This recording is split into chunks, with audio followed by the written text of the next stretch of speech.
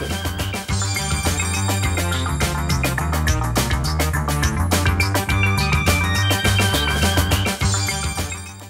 আসসালামু আলাইকুম, ফারজানা নাহিদ জানাচ্ছেন টিভিতে দুপুরের খবর। ক্রাউন সিমেন্ট শিরোনাম দেখছিলেন, নিয়ে যাব পুরো খবরে। একটি মহল পরিকল্পিতভাবে বিএনপিকে সংস্কার বিরোধী রাজনৈতিক দল হিসেবে উপস্থাপনের চেষ্টা চালিয়ে যাচ্ছে বলে অভিযোগ করেছে বিএনপি। দলের মহাসচিব মির্জা ফখরুল ইসলাম আলমগীর বলেন, রাষ্ট্র পরিচালনায় কতিপয় প্রতিষ্ঠানকে শক্তিশালী করার নামে নির্বাচিত সরকারকে অকার্যকর করার কোনো প্রস্তাবের যুক্তিসঙ্গত বিরোধিতা সঙ্গতিপূর্ণ। হাসান মাহমুদের রিপোর্ট। জুলাই অভ্যুত্থান পরবর্তী সময়ে রাষ্ট্র সংস্কারে রাজনৈতিক দলগুলোর সাথে চলছে ঐকমত্য কমিশনের ধারাবাহিক বৈঠক। এমনতর পরিস্থিতিতে বিএনপি চেয়ারপারসনের গুলশান কার্যালয়ে আয়োজিত এই সংবাদ সম্মেলনে দলটি বলছে, সংস্কার নিয়ে বিএনপিকে পরিকল্পিতভাবে দোষারোপ করা হচ্ছে। একটা মহল, একটা চক্র অত্যন্ত পরিকল্পিতভাবে বিএনপিকে সংস্কার বিরোধী বলে প্রচার করবার একটা অপচেষ্টা চালাচ্ছে। রাষ্ট্র পরিচালনায় গুরুত্বপূর্ণ কতিপয় প্রতিষ্ঠানকে শক্তিশালী করার নামে রাষ্ট্র কাঠামোকে দুর্বল ও অকার্য করার কোনো প্রস্তাবের যুক্তিসঙ্গত বিরোধিতা সংস্কারের মূল উদ্দেশ্যের সাথে সঙ্গতিপূর্ণ বলেই আমরা মনে করি। সংবাদ সম্মেলনে বলা হয়, ঐকমত্য কমিশনের দেওয়া সুপারিশ প্রস্তাবে দুদক সংস্কারে 47টির মধ্যে 46টি, জনপ্রশাসন সংস্কারে 208টির মধ্যে 187টি, বিচার বিভাগীয় সংস্কারে 89টির মধ্যে 62টি, নির্বাচনী ব্যবস্থা বিষয়ক সংস্কারে 243টির মধ্যে 141টিতে একমত এবং সংবিধান সংস্কার কমিশনের 131টি দফা ওয়ারি মতামত দিয়েছে বিএনপি। বহু সংস্কার প্রস্তাবে শুধুই ঐকমত্য প্রতিষ্ঠার স্বার্থে আমরা একমত হয়েছি, যেগুলি বাস্তবায়ন অত্যন্ত দুরূহ এবং যে উদ্দেশ্যে এসব প্রস্তাব তা অর্জনের সাফল্য প্রশ্ন সাপেক্ষ। কোনো একজন ব্যক্তি বা কয়েকজন ব্যক্তি গোষ্ঠী তারা একটা ভুল প্রচারণা, মিথ্যা প্রচারণা সমানে করে যাবেন, আর সেটাতে তারা মনে করবেন যে জনগণ খুব সাড়া দিচ্ছে। জনগণ সাড়া দিচ্ছে না। তবে পিআর পদ্ধতি সহ বেশ কিছু বিষয়ে বিএনপির অবস্থান নিয়ে সাংবাদিকদের প্রশ্নের জবাব দেন নেতারা। পিআর পদ্ধতি হলো গোটা নির্বাচন ব্যবস্থাকে বদলে দেওয়া। এই নিয়ে জনগণের সঙ্গে কি কোনো মত বিনিময় হয়েছে আপনাদের কারণ? এ সম্পর্কে জনগণকে কে কিছু অবহিত করেছে? তারা কেমন পিআর পদ্ধতি চায়? কোনো ব্যক্তি 10 বছরের বেশি প্রধানমন্ত্রীর আসনে বহাল থাকবেন না। এটা সাথে আমরা এটা বলেছি, প্রধানমন্ত্রী এবং সংসদ নির্বাহী বিভাগকে কার্যকরভাবে সরকার এবং রাষ্ট্র পরিচালনার স্বার্থে তার কর্মপরিধির মধ্যে অন্য কোনো অর্গান এবং অন্য কোনো বডি সৃষ্টি করে যাতে তার কর্মকাণ্ডকে ব্যাহত না করে। কিন্তু জনগণের অংশগ্রহণ ছাড়া বড় ধরনের কোনো পরিবর্তন চাপিয়ে দেওয়া ঠিক হবে না জানিয়ে বিএনপি বলছে, যারা নির্বাচন বিলম্বিত করতে চায় তারা গণতন্ত্রের শক্তি নয়। Hasan Mahmud, NTV news, Dhaka.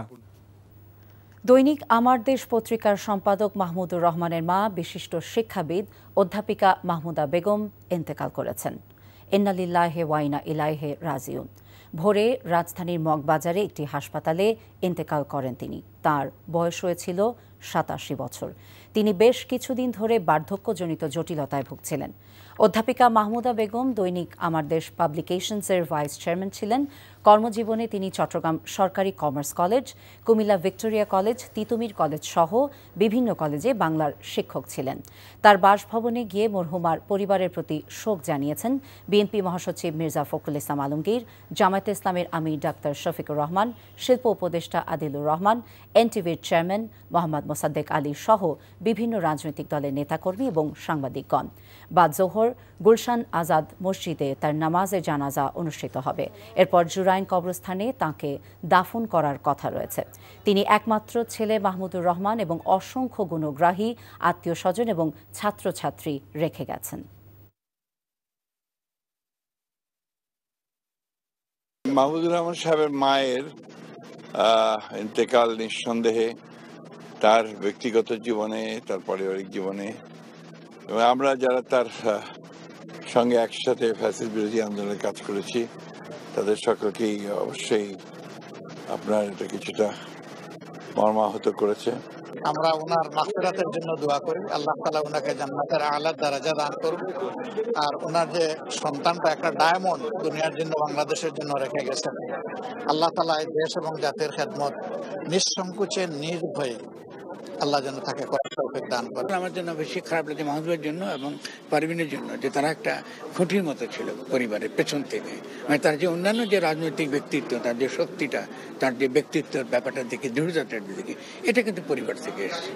এটা একটা বড় ধরনের ক্ষতি। খুবই দুঃখজনক যে মাহমুদ ভাই বহুদিন তার মা সাহায্য থেকে বঞ্চিত থাকতে বাধ্য হয়েছে। যখন আল্লাহ তাকে সুযোগ দিলেন ফিরে আসার এবং তার মার সেবা করার, তখন আর বেশি দিন তিনি পেলেন না।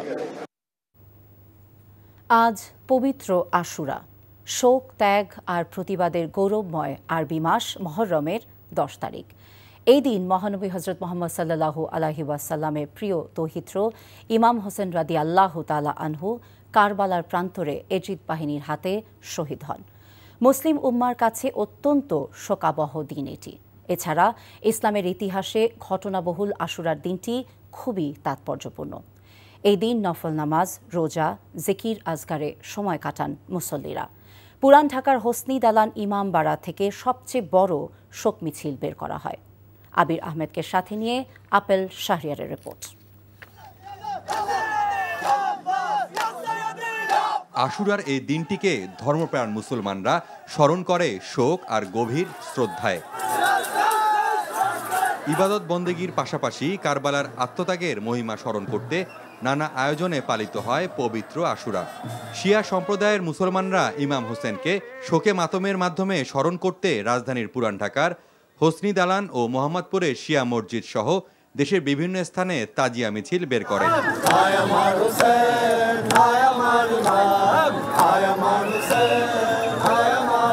61 হিজরির আজকের এই দিনেই কারবালার প্রান্তরে মহানবী হজরত মুহাম্মদ সাল্লাল্লাহু আলাইহি ওয়াসাল্লামের প্রিয় দৌহিত্র হজরত ইমাম হোসেন ও তার পরিবারের সদস্যদের নির্মমভাবে হত্যা করা হয়। ন্যায় ও সত্যের পক্ষে যুদ্ধ করতে গিয়ে তার এই আত্মত্যাগ স্মরণে শোক মিছিল। আমরা সবসময় মওলা হুসাইনের জন্য এবং আমাদের আহলে বাইতের শিক্ষাই এইটা যে সবসময় মজলুমের পক্ষে থাকার জন্য, জালেমের বিপক্ষে থাকার জন্য। আলে রাসূলের অনুসারী হিসাবে আজকে আমরা রাস্তায় বের হয়ে এই মেসেজটা দিতে চাই যে আমরা ইমাম হুসাইনের পক্ষে এবং ইয়াজিদের বিরুদ্ধে। ইমাম হুসাইন আলাইহিস সালাম আমাদেরকে ওই শিক্ষা দিয়ে গেছেন, জালেমের বিরুদ্ধে রুখে দাঁড়ানো, মিথ্যার বিরুদ্ধে হকের প্রতিবাদ। তাজিয়া মিছিলে অংশ নেয়া ধর্মপ্রাণ মুসল্লিরা বলছেন, ইসলামের শান্তি ও সম্প্রীতির আদর্শকে সমুন্নত রাখতে ইমাম হোসেনের আত্মত্যাগ মানব ইতিহাসে আজও সমুজ্জ্বল। আমরা মুসলমান হিসাবে আমরা ওনার শোক পালন করতেছি।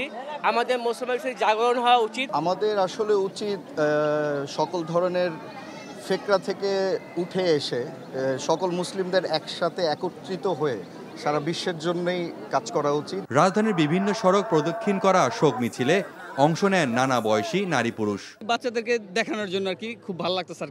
আমার নাতিনকে নিয়ে আসছি, যে মানতি করছিলাম তো এখানে লিগে নিয়ে আসছি। সত্যের পক্ষে এবং ইসলামের অমীয় বার্তা ছড়ানোর শপথ ছিল শোকে মাতম করা মুসল্লিদের হৃদয়ে। শান্তিপূর্ণভাবে শোক মিছিল শেষ করতে পর্যাপ্ত নিরাপত্তা ব্যবস্থা নেয় আইনশৃঙ্খলা বাহিনী।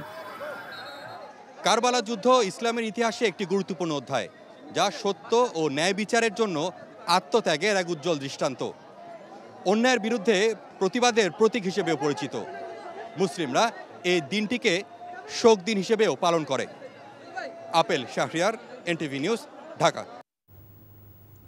এদিকে নানা কর্মসূচিতে সারা দেশে পালিত হচ্ছে পবিত্র আশুরা। চট্টগ্রামে ঐতিহাসিক 10 মহরম পবিত্র আশুরা উপলক্ষে সকালে নগরীর সদর ঘাট হোসাইনিয়া ইমামবাড়া থেকে শোক মিছিল বের করে আহলে বাইত মুসলিম জামাত। পরে তাজিয়ার র্যালিতে নেতৃত্ব দেন হালিশহর শিয়া মসজিদের ইমাম মাওলানা আমজাদ হোসেন। খুলনায় আঞ্জুমানে পাঞ্চা গানের উদ্যোগে শোক র্যালি বের করা হয়। র্যালিটি নগরীর আলতাপুর লেন থেকে শুরু হয়ে বিভিন্ন সড়ক প্রদক্ষিণ করে। এদিকে যশোর ঈদগাহ ময়দান থেকে শোক মিছিলটি বের হয়।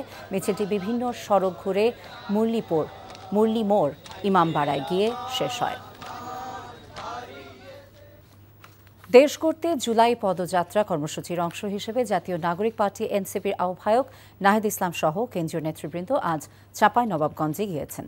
দুপুরে তার সাথে সদস্য সচিব আক্তার হোসেন, মুখ্য সমন্বয়কারী নাসিরউদ্দিন পাটোয়ারি, উত্তরাঞ্চলের মুখ্য সংগঠক সার্জিস আলম, দক্ষিণাঞ্চলের মুখ্য সংগঠক হাসনাত আবদুল্লাহ সহ কেন্দ্রীয় নেতৃবৃন্দ চাঁপাইনবাবগঞ্জ শহরের শান্তির মোড় এলাকায় পৌঁছান। এ সময় স্থানীয় নেতাকর্মীরা তাদেরকে স্বাগত জানান। এরপর শান্তির মোড় থেকে জুলাই পদযাত্রা নিয়ে শহরের বাতেনখার মোড়, বড় ইন্দারা মোড় এবং গাবতলা মোড় হয়ে চাঁপাইনবাবগঞ্জ সরকারি কলেজ মোড়ে গিয়ে শেষ করবে।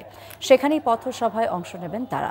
এর আগে 1 জুলাই থেকে দেশ করতে জুলাই পদযাত্রা কর্মসূচি শুরু করেন রংপুর থেকে। এরপর গাইবান্ধা, নীলফামারীর সৈয়দপুর, পঞ্চগড় হয়ে বগুড়া, জয়পুরহাট, নওগাঁয় পদযাত্রা শেষে পথসভা করেন। আজ চাঁপাইনবাবগঞ্জ হয়ে রাজশাহীতে কর্মসূচি রয়েছে। এই ছিল দুপুরের খবরে। এই খবরের ভিডিও আপডেট জানতে ভিজিট করুন এনটিভি অনলাইন www.ntvbb.com। এছাড়া এনটিভি জনপ্রিয় সব অনুষ্ঠান এবং খবরের আপডেট জানতে ভিজিট করুন আমাদের ইউটিউব এবং ভেরিফাইড ফেসবুক পেজ। 5টায় দেশের খবর দেখার আমন্ত্রণ রইল। সবাইকে ধন্যবাদ।